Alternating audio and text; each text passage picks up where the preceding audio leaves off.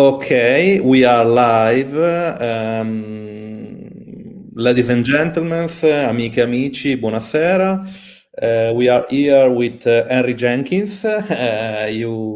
Professor Jenkins, thank you very much for having accepted our invitation this evening. You are now in Atlanta, so good morning to you. We are here today to discuss with Harry his new book, Comics and Stuff, which sounds a strange title because, of course, we have comics, which is a very well-determined object, and then stuff, which is a word which refers to something very, very generic. So it's interesting to put together these two things. The book is edited by New York University Press in 2020. We have also some visual material in order to talk about this book, because the book is a book which in some way explores a very theoretical issue. So how to talk about something like comics, which used to be rubbish, as you say, and now are very durable and very precious things, but also how to use comics in order to understand how material cultures nowadays work. So this idea of comics as a kind of historical document of contemporary life, but also the book has a very huge series of case studies. So you work directly on text.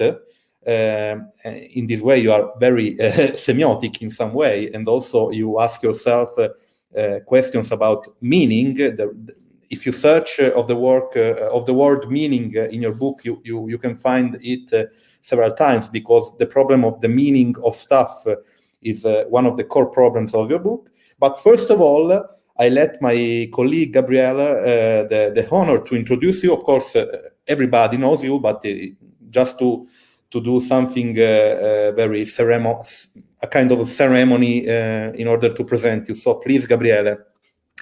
Yes, thank you, Bruno. Thanks, Harry, for joining us. We try to be professional, so we will introduce you, even though you don't need an introduction. But obviously, Henry Jenkins is a pioneer in studying contemporary culture, communication, and media since the early 90s. His research focus are audiences, but not audiences, I would say rather communities. And he defined a field of study that now we plain and simply call participatory culture. So fandom, bloggers, gamers, and so on and so forth.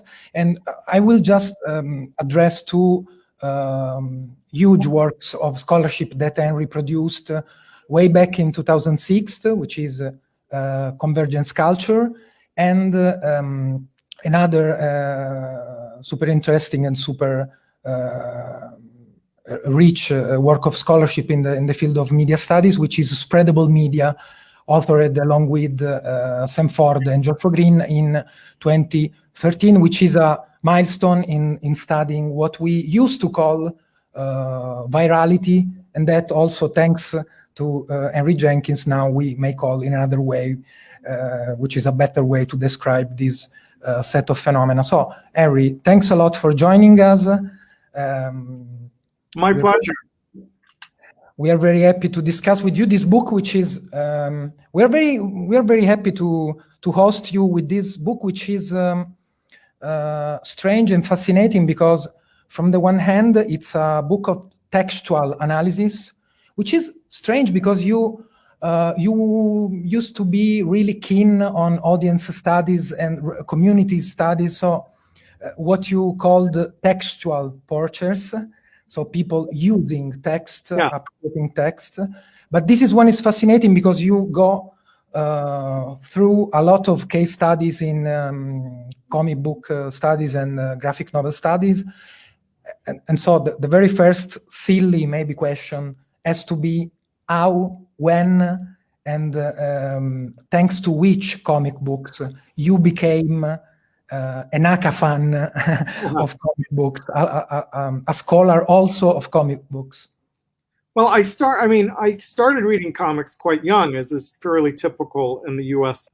context, and the first wave were things like Archie and the Harvey comics, things the Batman comics of the Silver Age. I was watching Batman '66 on television at the time. My father was reading Pogo, which grows out of being a Georgian, and that's a comic strip about Georgia, even though it's created by someone who lived in Connecticut. But it is very much about the South, and that was important. His Pogo books, which crop up several times in that book. And then I put it all away, went to high school, went to college, and then my students, when I started teaching, started bringing me things like Alan Moore's Watchmen and Mouse and other things. And I said, wow, there's something really shifted in the culture. And so I was drawn back in, and I now, for the last 30 years, have been reading comics, spending a couple of $100 a month on comics, to be honest, with my local dealers who learn my taste and cater to them quite nicely. And so, but I'd never written much about comics. I've done stray articles here and there, but this was my chance to do it. It also was, as you note, a chance to do textual analysis. Again, you would go back to my dissertation, which is on early vaudeville and early sound comedy, was a textual analysis of film and particular groups of film. I wanted, in my waning years as an academic, to do more writing about it, not as a repudiation of fandom.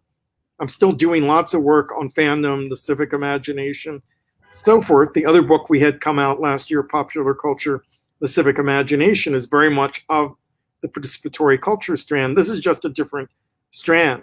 The book I'm writing right now is about children's media between the end of World War II and the deep 1960s. 1968 is the cutoff point for that. And it is both social history of parenting and ideas about childhood during that period, and close readings of individual text, mostly text that meant something to me as someone who was born in 1958, midway between 48 and 68, which is the cutoff point for this book. And I call it my second childhood book, because literally it's the second book I've done on childhood and children's culture. But secondly, it's me going back to my origins and regathering it. So I've combined a couple of things there, but I think it's important to understand it's not a move away from toward the textual and away from Meridian. It is a parallel track that's asking questions that deal with everyday life as cultural studies. The culture that is ordinary in Raymond Williams' sense is part of what I'm dealing with there. But I'm dealing in this particular case with everyday life as refracted by textual representations. In fact, Henry, in this book is a kind, we can say, of mise en abîme. So you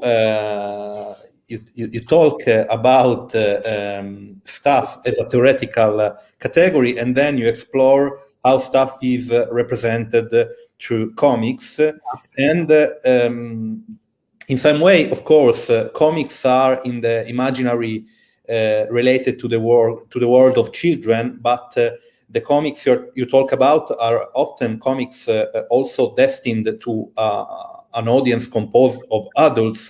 In the first pages of your book, in fact, you talk a lot about Mouse by Spiegelman, and you talk about this strange thing, a kind of Faustian deal made by Spiegelman. Would you like to say something about this deal? So this is a phrase. Faustian deal is a phrase Art Spiegelman used at a talk at the University of Chicago, and he said that he realized at a certain point in his career that comics status as mass media was declining and probably would never recover. We can debate that, but I think he's largely right there. And he said, therefore, he in his own work helped to push the field toward this Faustian deal, where they got cultural respectability and the support of book publishers, museums, universities, but at the expense of a loss of pop culture vitality that had been part of their roots. And we can think about Spiegelman using the funny animal cartoon tradition to talk about the Holocaust, right? And so literally pulling that in. And so in some ways, it's creating an institutional stability, but at the expense of the popularity it once did.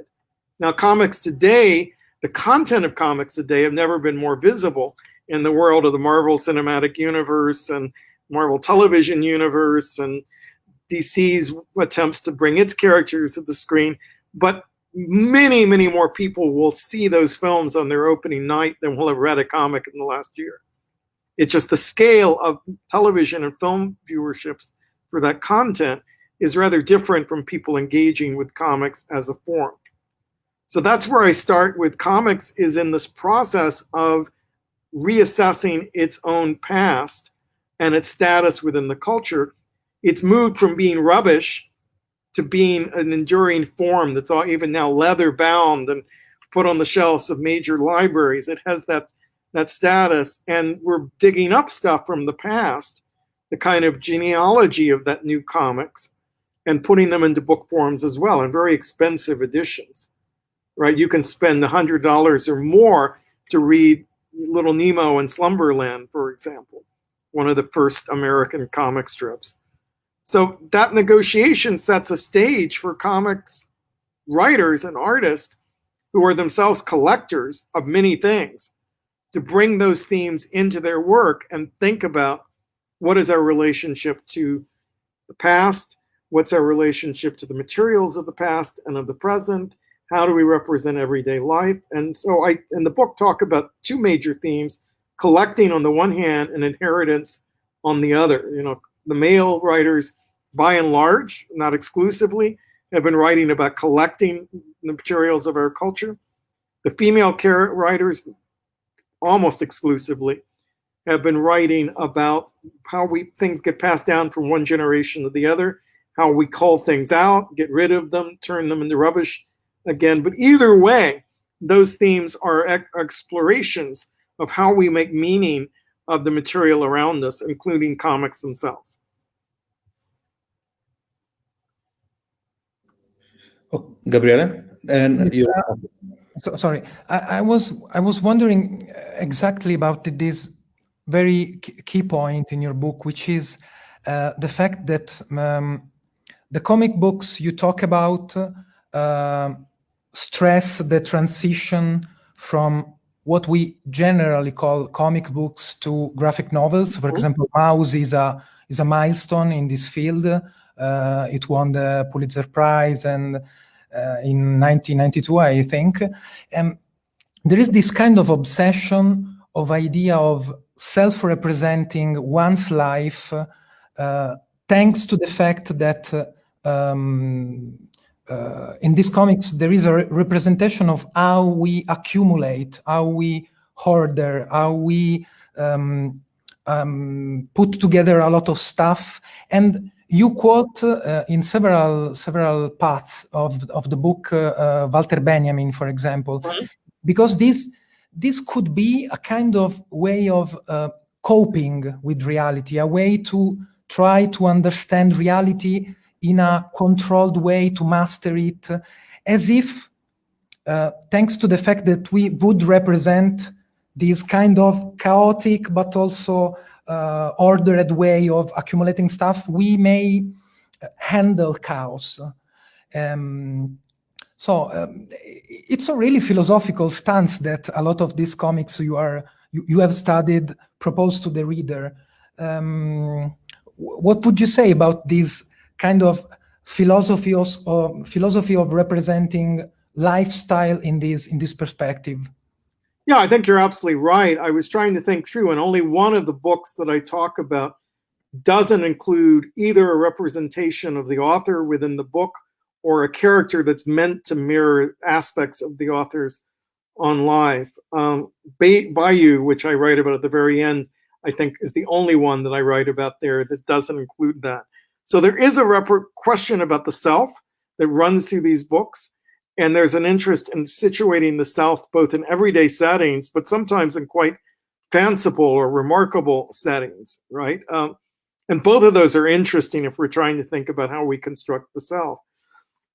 The main thing that I'm suggesting in the book is that these artists are using mise-en-scène to represent the South and to bring objects as sites of meaning making into their work.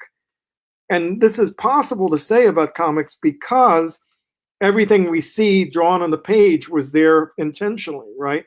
In a photograph, say, there might be background details. When our own stuff at home, we might have an umbrella someone left around our house. You know, we might have a gift someone gave that was an inappropriate gift, but is in fact something that we still hold on to because of other reasons.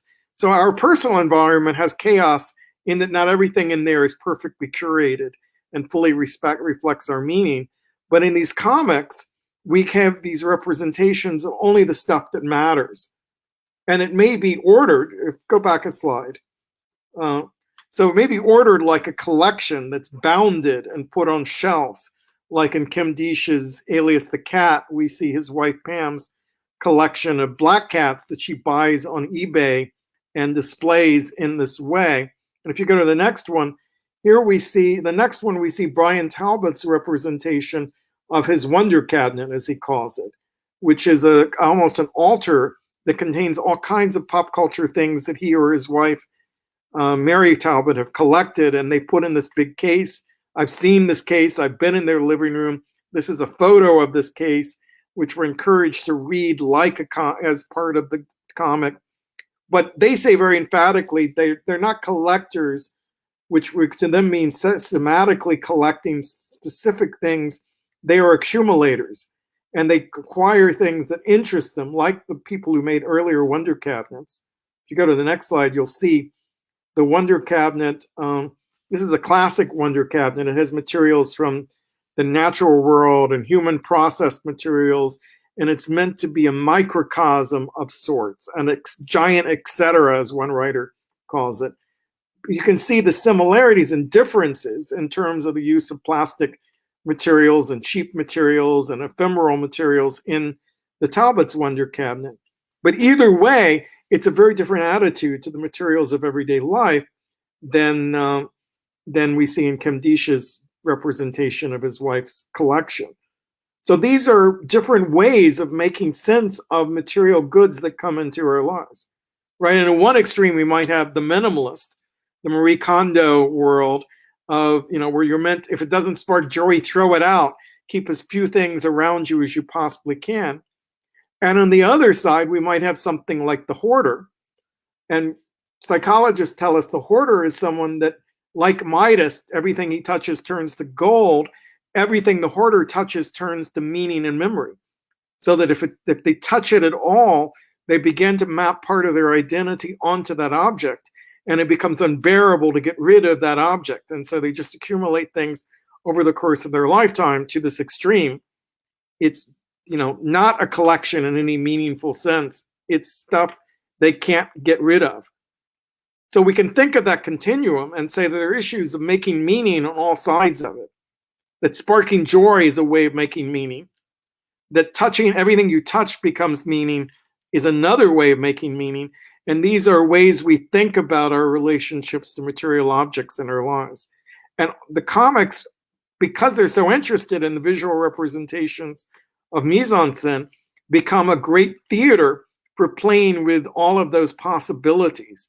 And so you see more and more examples across comics as they depict everyday life of people grappling with the accumulation of stuff in our contemporary culture.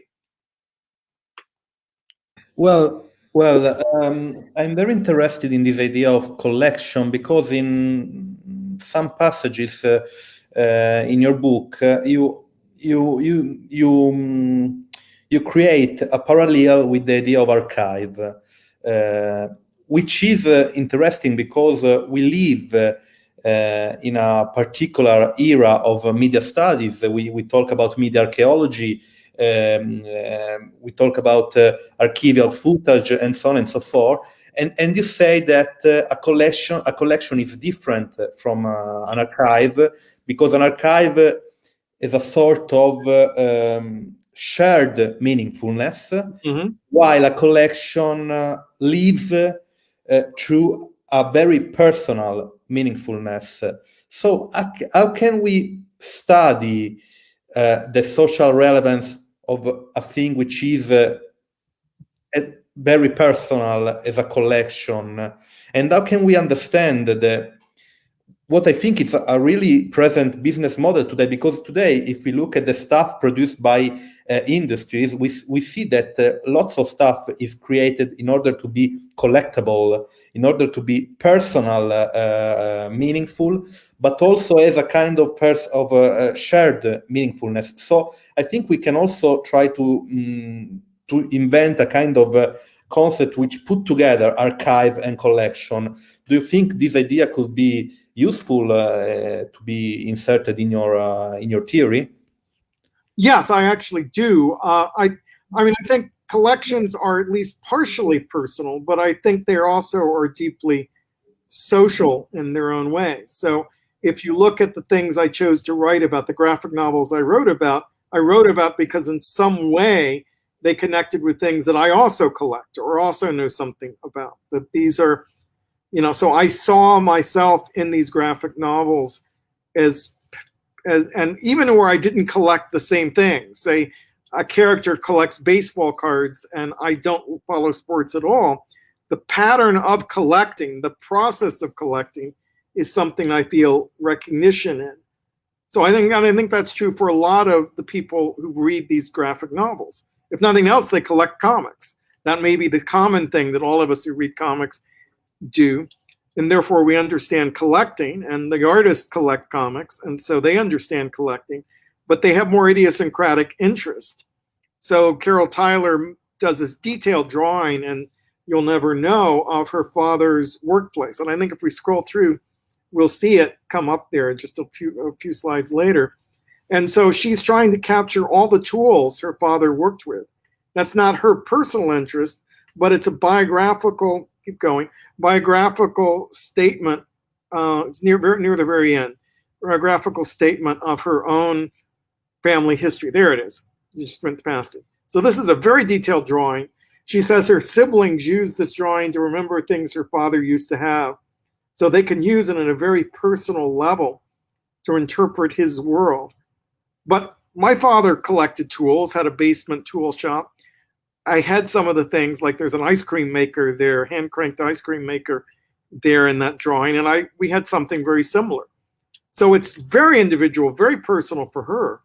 But for it to work as a graphic novel, it has to be something that a significant number of people see themselves in. So in that sense, it goes beyond the collection and becomes increasingly a public site of meaning making. Now I come back to this archival question in a piece I'm finishing now about the graphic novel Hicksville, which is by a New Zealand artist. And he imagines a site in New Zealand where people live in relation to comics. So there's one woman in the village who has just a lending library of all the comics published around the world. And comics from everywhere are constantly coming in. And there's no policing who takes things out. There's a trust within the community. And the physical wear and tear is just part of loving these comics. There's a lighthouse at the edge of the island where people have all the comics that people aspired to create and never created. So it is a fantasy world of what comics could have become. And there is a careful policing there of who has access to this material, what's done with it, and it is a heavily curated space. So we could call that for sure an archive. Also there is a festival every year where people dress up like their favorite comic characters and gather together as a village to celebrate comics. And there we have what we call a repertoire, right? A set of behaviors, a set of norms, a set of performative techniques that in some cases are passed around. Who gets to be Robin, who gets to be Batman this year becomes something that's debated. There's a history of those characters and who's performed them in the past, which creates social bonds between people.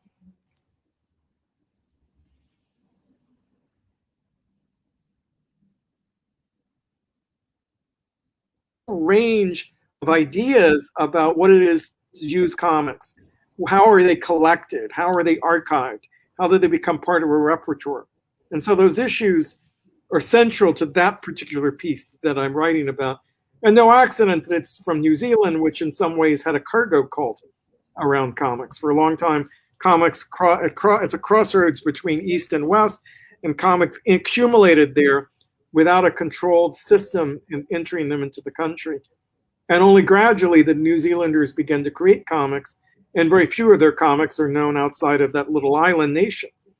So that sense, they are thinking very deeply as New Zealanders about what it is to be connected through culture, through collecting, or through repertoires. So we are talking, we are delving into the topics such as collecting, hoarding, accumulation. You showed a cabinet of curiosities. In the book, you draw a parallel between a lot of panels coming from the comic books you are studying and the graphic novels, and they are like still lifes. So there is this kind of obsession for this way of representing material culture. So there is a strong focus of these works you have studied on material culture. But maybe this is interesting because we as media and communication scholars, we used to talk a lot, way too much maybe, about the digitalization and the dematerialization of culture. So maybe to talk again about philosophical issues, maybe this could be a kind of flip side of all these dematerialization and digitalization we generally talk about, and comics seem to propose a kind of an alternative model of dealing with contemporary life. Yeah, I mean, I think comics right now are very attentive to the question of materiality, in part because of digitalization. And that because digital comics are being digitalized, read more in digital form, the resistance to that has insisted that comics are material objects. Comics are stuff we collect, that we hold on to, that gather dust, that can block open doors, whatever, right? That this object of the comic is a very real thing. And that results in comics creators saying, all right, digital is now an option, so print is not inevitable with comics. I'm choosing to print this comic and put it in a printed form. What am I going to do with print and the properties of print as a medium? So we're seeing things like Chris Ware's Building Stories, which comes in a game box, in effect, inside of which we have 20 different kinds of comics, all of which add up to a nonlinear story of the residents of an apartment building. And it's, that's what a comic is. Another comic, The Great War by Joe Sacco, is a fold-out panorama of a specific battle during World War I. And you have to read across this thing. When I bring it into the classroom, I can wrap it around the entire seminar table, and we can experience it like a total panorama of this battle, but it's in a comics form. And it goes back to these kinds of folding books that were common in Asia in particular, I think. But I've seen them in other parts of the world that were very common in the late 19th, early 20th century, and had a history going back earlier. The scroll-like representations of the world. And more, we're seeing artists like that say, all right, I've got this thing called print. What am I going to do with it? That makes this something you want to buy in a printed form rather than scroll through, on your phone or your laptop. And I think that matters. And I think people like Scott McCloud in his writing about comics has consistently argued that at a certain point, the digital versions are no longer comics. Because for him, the digital version depends on sequentiality and juxtaposition.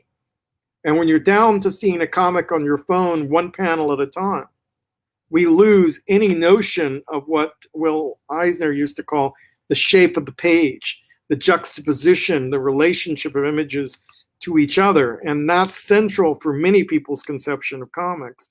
So when we go digital with it, to make the digital work, we're narrowing what comic can be and getting rid of some of the core techniques by which comic artists have made meaning. So there's a real backlash against the digital among these contemporary comics artists. And it's no accident that crops up in their works as well. But the digital is also represented as a process in those books. So if you look at Kim Deesh in particular, he tells a lot of his stories start with eBay or finding things, or Wikipedia, or finding things online and discovering the occult history of objects and digging deeper and deeper in these grand conspiracy theories, these fantastical adventure stories Deesh creates. But they often use everyday digital processes as a way of anchoring them in our normal world before we go down the weird rabbit holes that he likes to explore. Okay, sorry, my mic was off. I'm very fascinated by this idea of materiality because in some way put our attention not only on the text but also on the medium, which is fundamental. And so, and it is deeply connected, I think, with the theme of nostalgia. You were talking about it in some way, and nostalgia is a very present word in your book. I'm very interested in this because at a certain point, you say a very specific thing that is that comics in some way are capable to catch human memory and to represent it. And this is a specific perceptual feature of comics related to the stylization, related to the modalities of the mise-en-scène. And this is very interesting because, again, it is a semiotic theme if we look it through our personal gaze. But of course, it's more, in general, a philosophical issue. Would you like to go deeper in this theme? No, I think nostalgia pervades many of these comics. Nostalgia for worlds that have passed the artist by, nostalgia for things, the people in their past, nostalgia for relationships that are shattered, and people holding on to objects as talismans, even horcruxes. I word from Harry Potter that I use at one point in the book, that this is something that holds our memories for us. And holding our memory, it has a particular magic or particular quality of recalling the past. And I think we all have that. Some of the work I'm doing now in Civic Imagination is we go to a community and get people to share their memory objects as the beginning of a process. And everyone can bring in objects that have stories attached to them. And as they bring those objects in and share them to each other, there's a level of intimacy that's received through those objects and a certain awe or aura around those objects, to go back to a Benjamin term, aura, that connects people together around these objects. Again, we may not share the same object, but the act of ascribing meaning and memory to that object is something we all recognize. And comics' ability to reproduce those objects, in some cases, literally objects the artist owns get drawn into a comic as part of the way in which the comics author achieves intimacy with the audience. That we know that's Brian Talbot's phonograph and a record that he owns in his collection, or the Wonder Cabinet is literally something in his house. That act opens up intimacy in the same way that writers have written about the ways of the fact that the artist uses his hand and directly writes the text rather than passing through typeset, and that the artist's hand drew the pictures. That sense of the connection to the artist's hand makes comics a particularly intimate medium compared to, say, a traditional novel where we're reading typeset words on a page and there's no tangible trace of the writer when we read the typeset. Right? We can see the writer's mind on the page, but we don't have that physical connection to the writer that we have when we look at something someone has drawn and written the text into the word balloons and so forth. So that exchange, the comic becomes one of those talismans in the culture and a vehicle through which we connect our life to that of the author. I think that this intimate nature of comics is definitely true. Is what I feel as a once great consumer of comic books, and I would say that in our semiotic jargon, we can use the distinction between autographic and allographic works of art, because actually, even though you can reproduce a comic book, obviously, you can print, there is this autobiographical and actually autographic nature and nuance in a comic book that we read, even though it is being printed in a lot of copies, etc. And I'm really interested in the idea of format and medium, because a lot of graphic novels, and what we obviously also in Italy we define as such, so graphic novels are in our common sense culture something that it's opposed to serialized popular comic books. So the idea of series. Actually, I think that there is a continuum between the two of them, between these two categories, because, for example, Watchmen by Alan Moore, but also Mouse by Art Spiegelman, a lot of other things, a lot of other stuff that today we call graphic novels. For example, I think also Ugo Pratt in Italy. Actually, these authors produce series of comic books, and then they collect them in order to draw a standalone narrative of a certain kind. So I think that the graphic novel as a media object is interesting exactly to better understand which is the relationship with between the idea of series and the idea of works that are that can stand alone. Also because today we are completely obsessed by the idea of series. We have Netflix, we have Amazon Prime, we have Disney Plus, and so on and so forth. So there is this kind of dynamic relationship between serialization and the fact that we go in a bookshop and we buy just one book, which actually maybe came from a serialized story. I don't know what is your opinion about that? Well, I mean, yes, I think we may, in thinking about comics in this regard, we may be asking a wrong set of questions. Seriality is a really important topic, and it explains a lot about our relationship to characters and ongoing characters in comics.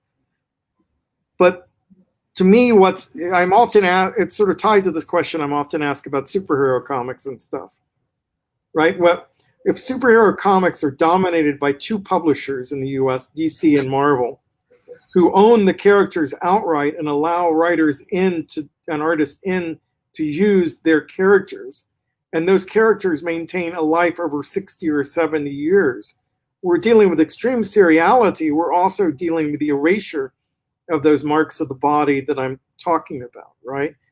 So on one hand, DC and Marvel are much more likely to typeset the wording in their comics, which is why I already described as a way of pushing back from the relationship of the author. When we look at, there are meaningful objects in superhero comics. Think about the Batcave. If you've ever read a Batman comic, there's certain things like a giant penny and a Tyrannosaurus Rex that are almost invariably in a drawing of the Batcave.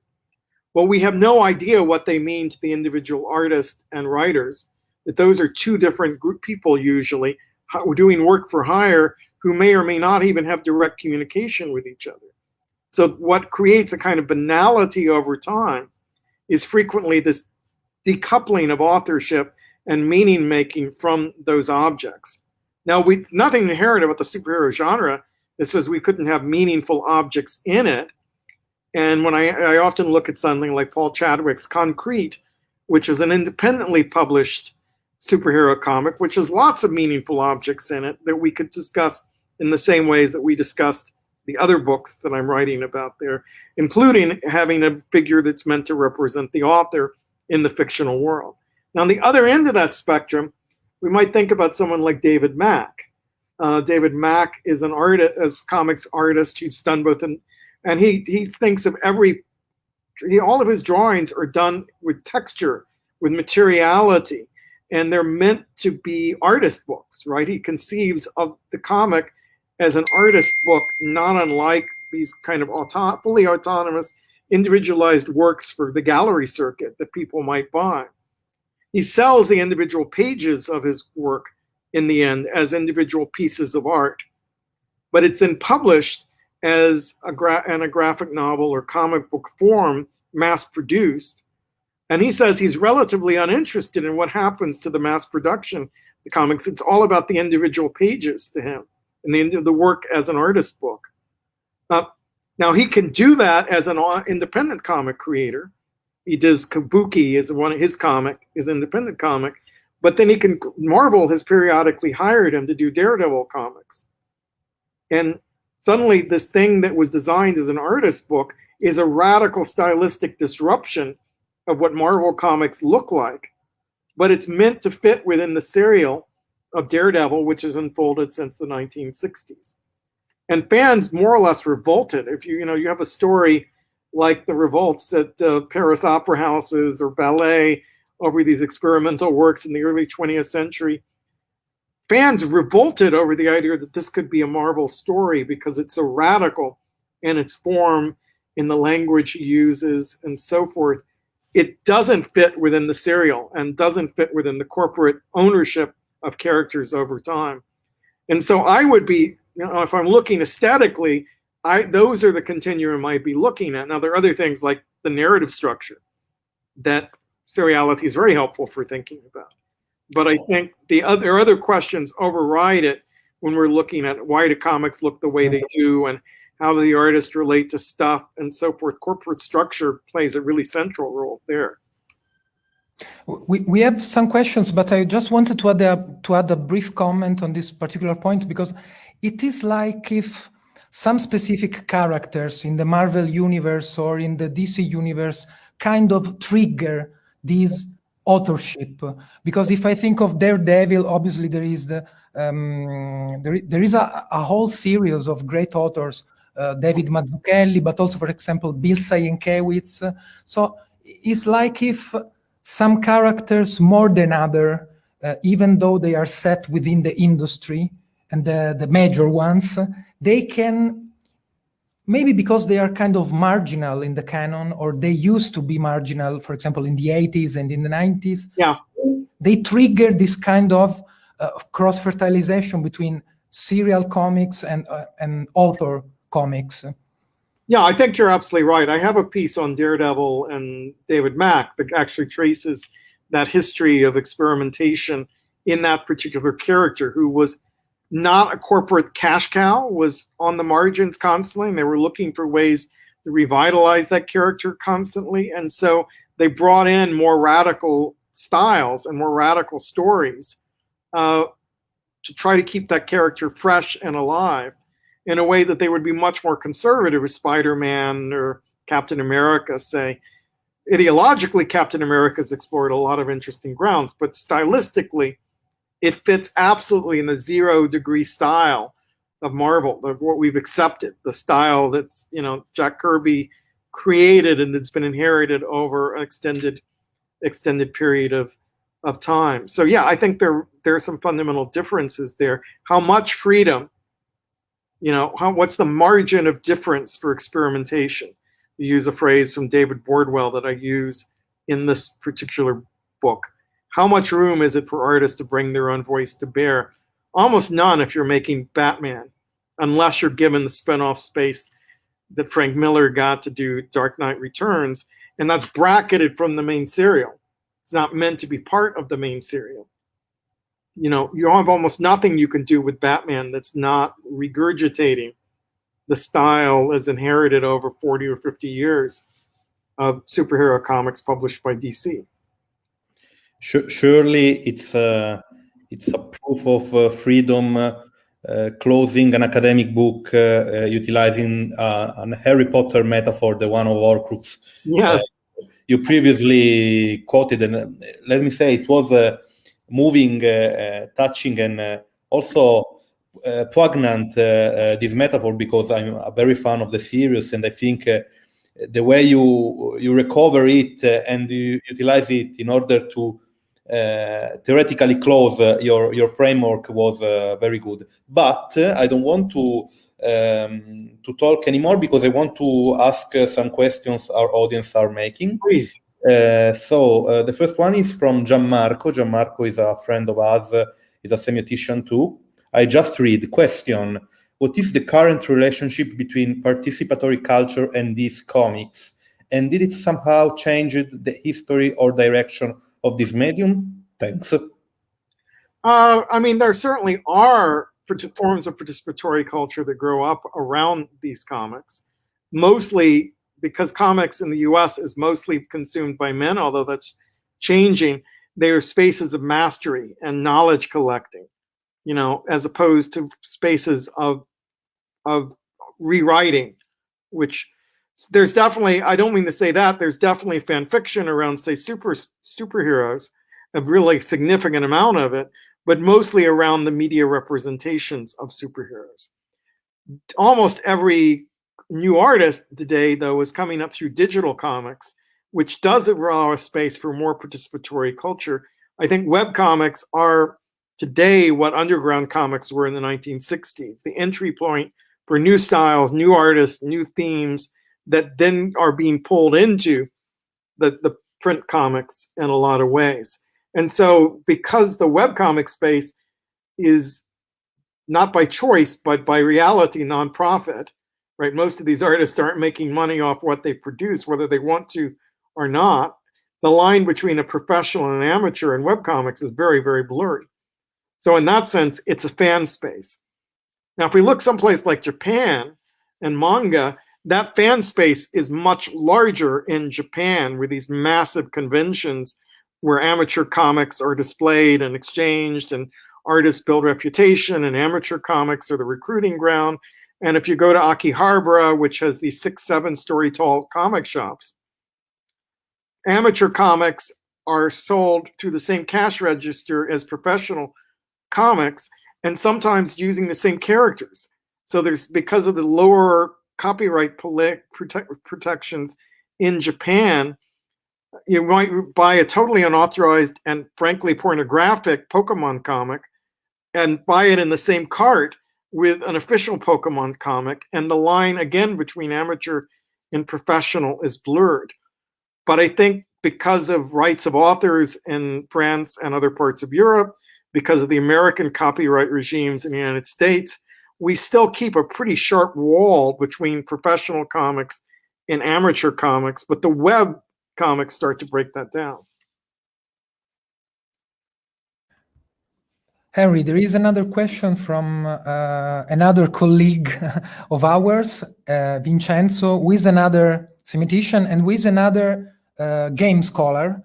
The question is about the possible, maybe, link between this obsession that you found in these graphic novels and comic books about collecting, hoarding, archiving, and material culture with a very important piece of science fiction literature, which is Philip K. Dick, who was also obsessed, for example, in Do Androids, etc., Yes.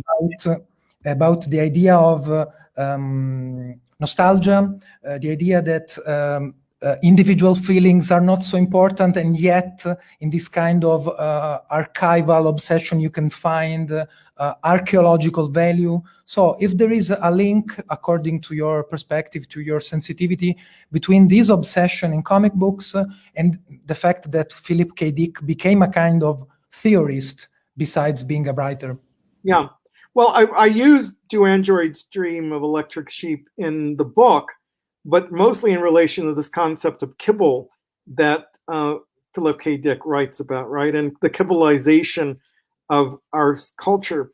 And for him, kibble is that stuff that just keeps appearing, you know, raw pieces of materiality.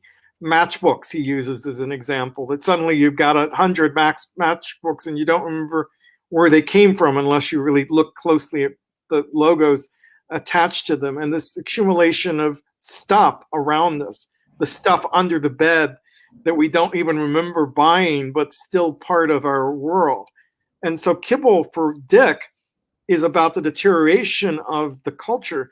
It goes hand in hand with the metaphor of the androids falling apart over time, and the kind of clutter of the markets that we see in Blade Runner.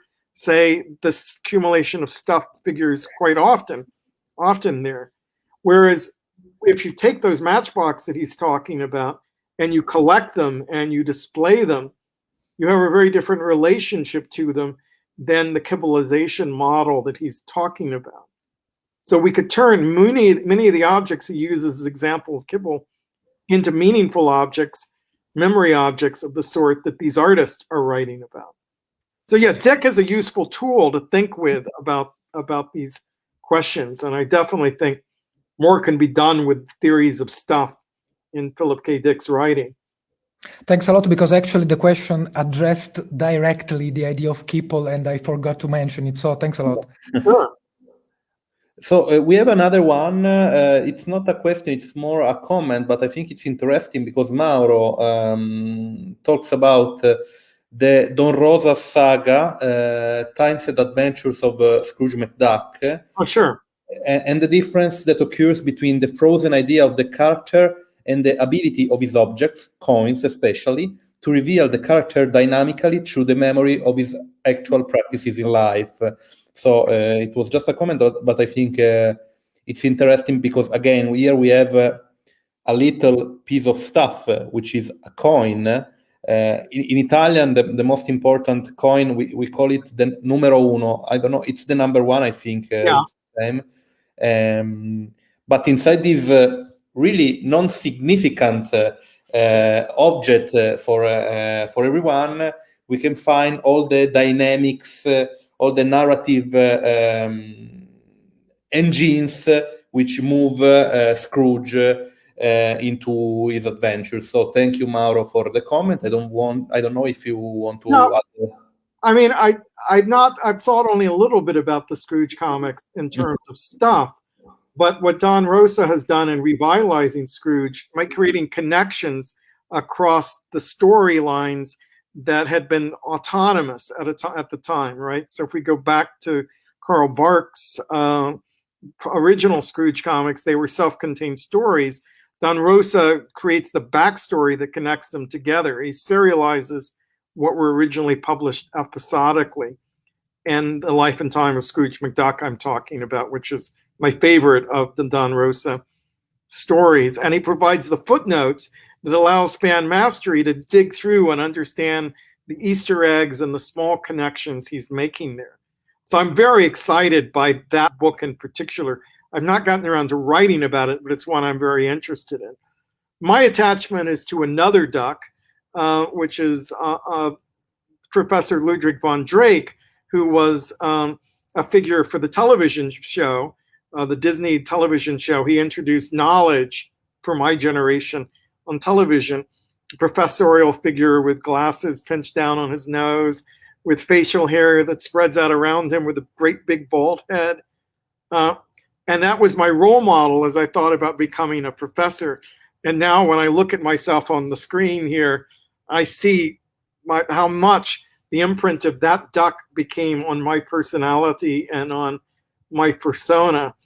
So yes, I have a much great love for those ducks and for their place in the history of both comics and animation. In Italian, Professor Ludwig von Drake is translated Pico de Paperis, which is a direct reference to Pico della Mirandola, who was an Italian scholar, very famous for his capability to memorize things. So he was a master in mnemotechniques and so on. So in Italian, we translated Ludwig von Drake into Pico de Paperis, which is interesting. You know, I often think the reason I write about so many different subjects in my career is that Ludwig was a role model for someone who was an expert on everything, right? And he has this great song where he just babbles off all the fields of knowledge he's accumulated. So I could see this figure who was drawn based on Werner von Braun in the American context being attached to a totally different intellectual figure in the Italian context. That's very interesting. And what about the relationship between academic life, research, and nerd life? Because I don't want to offend you, but I think you're a pretty good nerd. Well, yeah, I mean, I make distinctions between geeks, nerds, and fans. Okay. I'm a fanboy, which is very closely related to a nerd, and I'm not at all offended to say that. But yes, they're basically about different domains of knowledge. This distinguishes those three categories as they get most used in English. So to me, my fan identity is my outsider identity that I'm very, very attached to. Mm-hmm. I have lots of friendships with nerds who might include gamers, for example.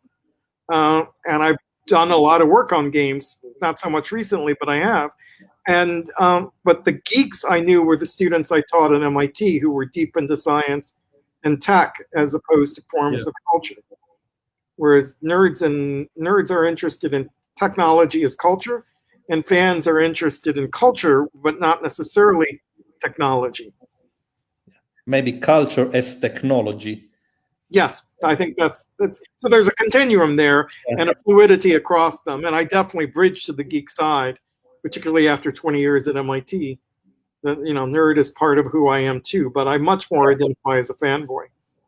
Okay, thank you. Gabriele, you want to say something? The final message is that we all have to try to be polymath in a certain sense, in a certain way. We have to be with a lot of interest and curiosities across different fields. Otherwise, we would not understand culture as it is a intertwining of phenomena. So I think that Pico de Paperis is a good model for any scholar.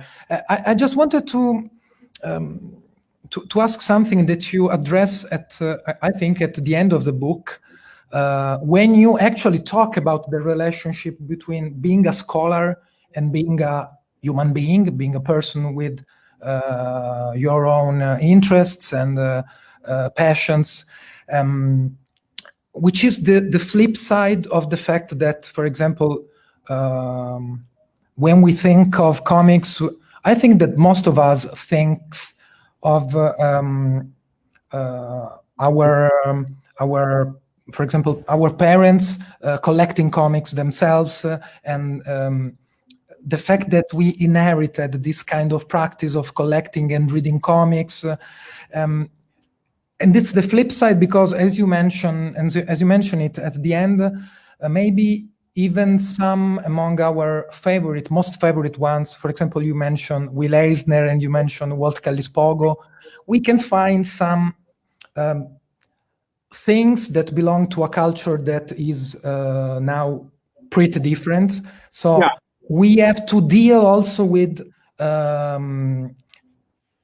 precise aspects of the culture that is being represented in the old comics that now are not bearable anymore, as regards race or the representation of women. So my personal opinion, as you argue actually, is that is the key point in handling these problems, these issues, is that we have to study them. So the answer is not obviously take this part of culture and put that in rubbish, or the answer is not censorship, but rather education, scholarship. So we can study that and we can make a distinction between the aesthetical value and the social cultural value and another kind of value that may convey, as they were set in a very different context.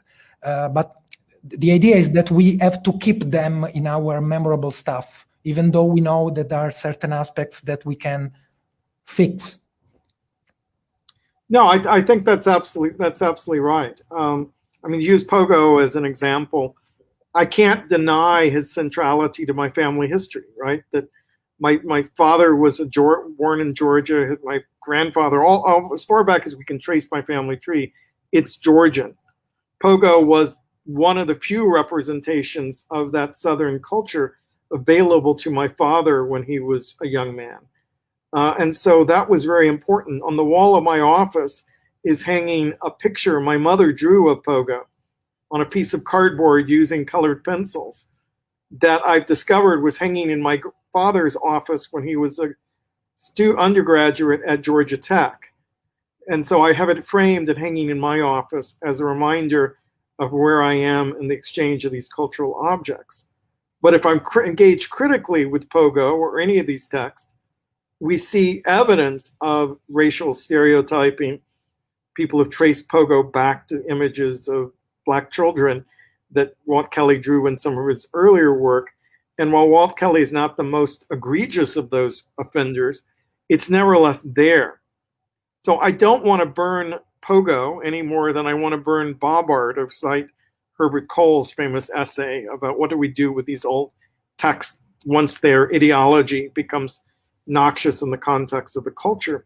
But I don't necessarily want to protect totally from critique the work that's there. So to me, they're mediating objects.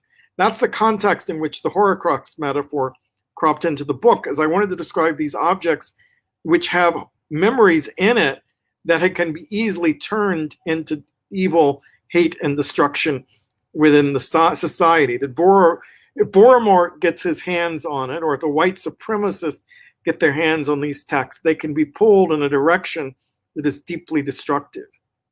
But we can't eliminate the memories they carry.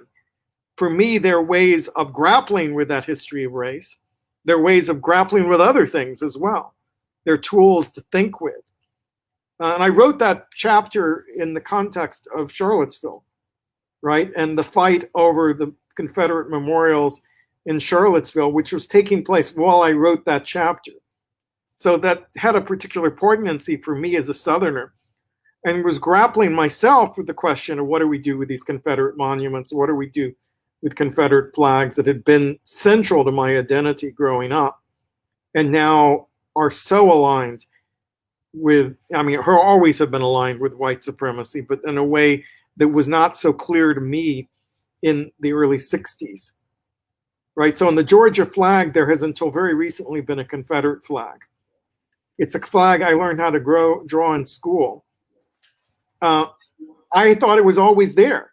And then I discovered only recently that it had been added to this Confederate flag in 1958, the year I was born, as part of a reaction against integration, with specifically as a way of holding on to Jim Crow stuff. So it wasn't about the legacy of the Civil War. It was specifically a tool of white terror directed against Black people. And that was only 6 years away from when I was drawing it in elementary school and thinking that it had always been there, right? So symbols have these complex histories, and I'm grappling with some symbols of my cultural identity right now that I can't hold on to, that are abhorrent on terms of their racial politics. And the more we learn of them, the more abhorrent they become. But I can't simply erase those memories from who I am and my memories of childhood, my relations to friends and my family and so forth. So I think we've got to grapple with that stuff. We've got to acknowledge it publicly. We have to think it through, but we can't simply erase it. And the desire to ban these works and remove them from the classroom, it's bad enough we remove them from cultural display and don't talk about them, but now there's a segment of the student body that wants to take them out of our classes and not talk about them. And I find that a deeply problematic attitude. Well, I think if you can, Henry, I have just a last question from the audience, because Sure. it's connected with the thing we are talking about right now. It's from Albert. It's kind of mischievous, but I think really relevant. Do you think the oversimplified thinking and acting and the extremely thick brushstrokes appearance of the Donald non-duck could be described as a weak version of the comic universe approach to life? And Albert also suggests a relation, a parallel with Roger Rabbit's Judge Doom. Well, you mean the Donald, as in Donald Trump? That Donald, not right. The other unfortunate duck whose name carries the same name. Yeah, unfortunately. I think there is a simplification and broad strokes mentality to Trump. but it is only one way in which comics are mobilized politically, right? So I have an essay about superheroes and social movements, and I've been collecting around the world the sheer number of ways that progressive social movements have mobilized around figures like Wonder Woman, Batman, Captain America. I write there about a Sikh who lives in New York who dresses like Captain America but wears a turban. And he, after 9/11, was upset by the See Something, Say Something campaign, which basically encouraged people to turn in brown people who were riding the subway wearing backpacks as potential terrorists. And he dressed up and wandered around the subways in that costume and said, "Do I look like a superhero to you? This contradiction between the turban and the Captain America garb. How do I think, can I be an American?"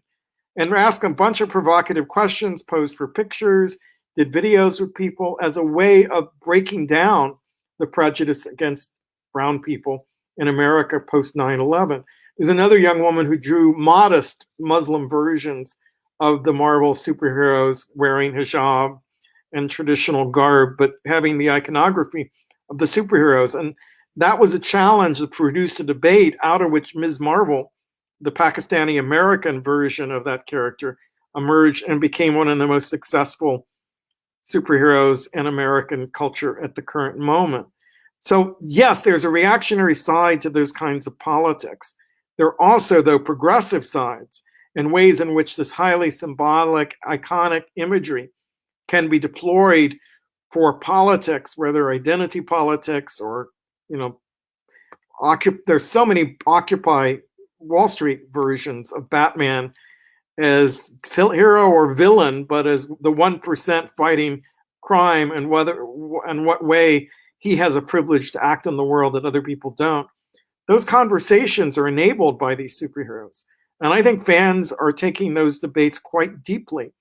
Whereas when we simply map Trump's face onto the body of Captain America for an alt-right attack on the Capitol, and we've seen that image of people inside the Capitol at the insurrection, that's also part of the political use of the superhero, but I don't think it's fair to blame the reactionary part of it to the superhero.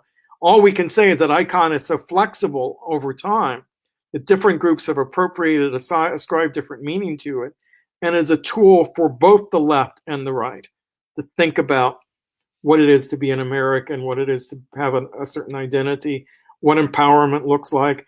With great power comes great responsibility. So what's the power? What's the mission? What's the responsibility? And these superheroes are very effective tools for thinking politically right now.